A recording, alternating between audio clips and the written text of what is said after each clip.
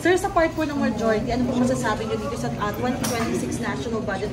Paano yung magiging discard ng House?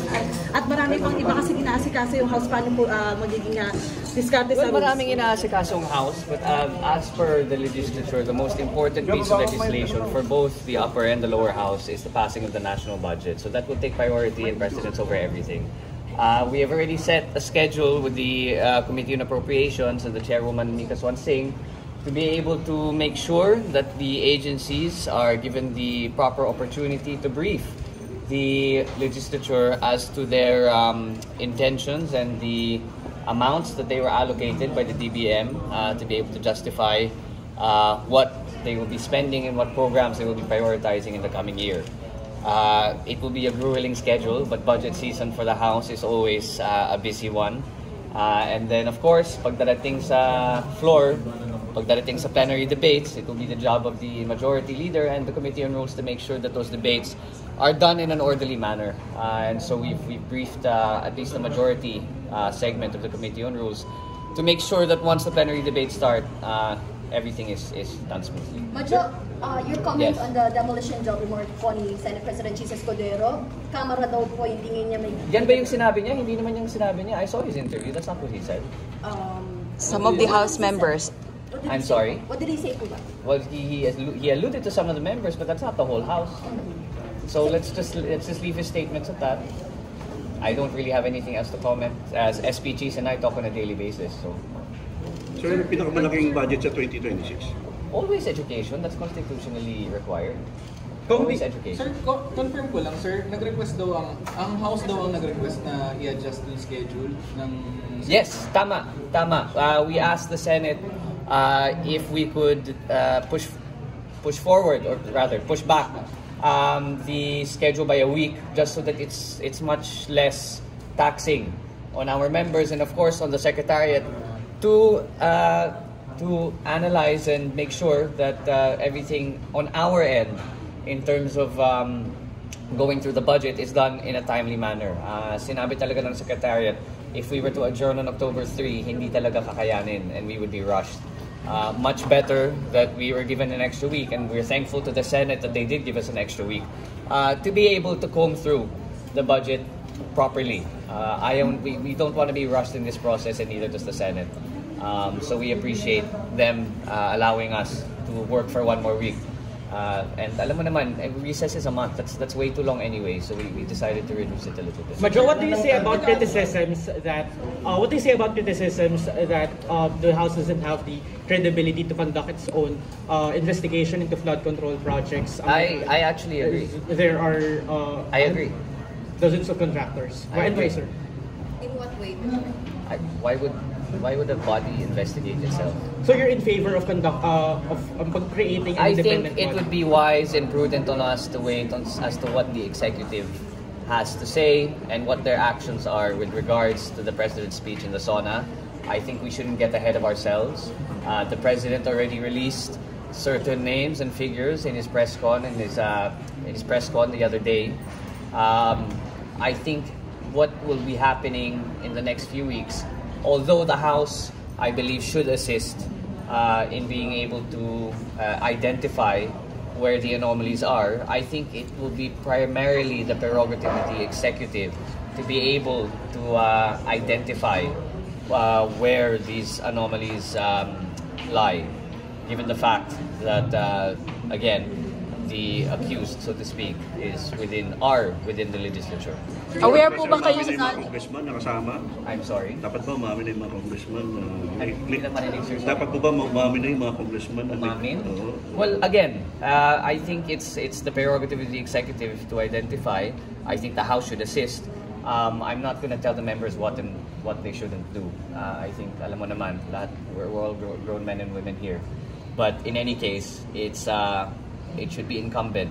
And that's why I decided to contact SPGs to be a co-author of his bill na final nga sa Senado tungkol sa mga to do with the contractors and family relations. So hopefully we'll be getting that through this Congress. So you worked with Kong Zaldico in the 19th Congress. May reaction po ba kayo nung lumabas yung 15 contractors na doon po yung Sunwest Corporation? I'm sorry? Do you have any reaction po na kasama po doon yung kay Kong Zaldico Sunwest Corporation? As of now, no. Sir, But do you think you should be part of the investigation? You should be included in the Again, it's investigation? the prerogative of the executive, so I think we should wait on what they have to say and what their indications as to the investigation will be. But if ever, sir, are you open to a third-party investigation of the House and its possible ties to that? I don't see anything wrong with that. sir, going back to the Again, this is all about transparency and accountability. That's why we have an open budget. That's why we're doing what we're doing. So whatever helps towards transparency, whatever helps towards accountability, everyone and anyone should be on board for. Sir, yung target date na ipasa ng House version, Oh, wow. October... Ayan. We decided to push forward. By pass, do you mean transmit to the Senate? Yeah. Hopefully by October 9, 8, we will have finished all that needs to be done. And then we will transmit to the Senate on the last day before adjournment of the Senate. Sir, in relation This is to the ideal situation na hindi tayo magkaroon ng problema. Thankfully, ang galing ng bagong chairwoman natin, si Chair Mika Swansing. She left a little bit of a buffer. So just in case, or in the case that we run into some unforeseen obstacles, which we always do, we will be able to make up for in time. Sir, would the President certify it as urgent? I-request ba ng House? You're gonna have to ask the President. No, I mean, i-request ba ng House na i-certify as urgent yung budget bill? We'll see. Sir, briefing pa lang po yung DPWH sa Committee on Public Accounts, pero pag i-launch na po yung probe, will it be a waste of time? I don't know. We'll have to see. But you said po kasi kanina na, well, yun nga, sa tanong po ni Dwight, na why would it investigate? There are different angles that could be taken when talking about the House assisting the executive. It's not just about the anomalies of the flood control project. It's about the waste management in the Metro Manila that causes the flooding. There are plenty of things to be probed that are not solely reliant or do not rely upon the anomalies that the executive spoke about. The House can assist in many other ways. Sir, the President said he will not sign a budget that is not fully aligned with the NEP. Does that mean the House cannot meet? I will not allow a budget on the floor to pass that is a mutation of the NEP or that is become too far off from the NEP. As Majority Leader, I won't allow that. Hindi po ba yung pag-encroach sa power ng Congress? Well, it's the prerogative of the House to pull from certain agencies that haven't been utilizing their funds. Nakita mo naman ang tawag dyan, utilization rate. Ibig sabihin, binigay ka ng 10 pesos. Kung 5 pesos lang ginamit mo sa isang taon, edi ba't ka namin bibigyan ng 10 pesos naman kung hindi mo lang igagastos? Ilagay na lang namin sa ibang ahensya na may kaya na gumastos ng ganong klaseng pondo. So it's the prerogative of the House to do that. It's part of the checks and balances of the branches of government. But again, if there is a tendency in which it's taken too far, which the President thinks happened last year, that was his logic, and that's what he was alluding to when he said he wasn't scared to reenact the budget. Because sa tingin naman ng Pangulo, sumobra naman last year. So, I won't allow that. Sir, was it the House's So, fault? magkano po? Was it the House's I fault don't that the House... I don't think there's much pointing finger, in pointing fingers at who did what. But sir, it's about accountability. Yes, you're correct, which is why we should wait for the investigation. Majority Leader, in favor po ba kayo sa Constitutional Convention for Chacha? Oh God, I'm not even. It's nasa budget pa lang tayo. I think let's not bring that up.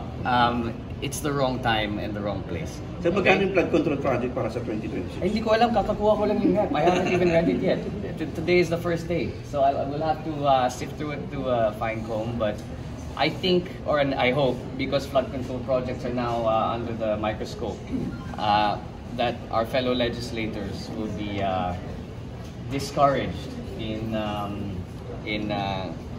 doing the wrong things. Sir, Should there be kahapon, less- sir, sabi niyo ayaw niyo mag-point ng fingers, parang useless. Pero kahapon sabi Sir, I'm not gonna comment on that anymore. Again, I think it's worth just waiting for the prerogative of the executive, which is the investigation and the anomalies of the 2025 budget. Just, sir, I just want to I'm ask. not gonna comment on that any further. Kasi kahapon, sir, Yes. sabi Sabihin yan, kasi may naroon yung investigation at committee on public accounts, pang committees on Yes, the I believe my hearing sila today. So wala muna yun. Hintayin yung prerogative next time. Well, again, it's completely up to the House. What and of course the Chairman Terry Redon, what he wants to do with the hearings with the DPWH.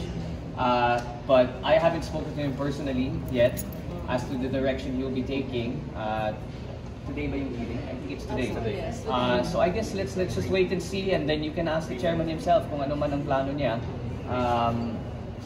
sa House and what he plans to do with the hearings and the directions he plans to take. Should flood control projects get lesser budget this year muna amid the corruption? I think there should be a master plan for the fund.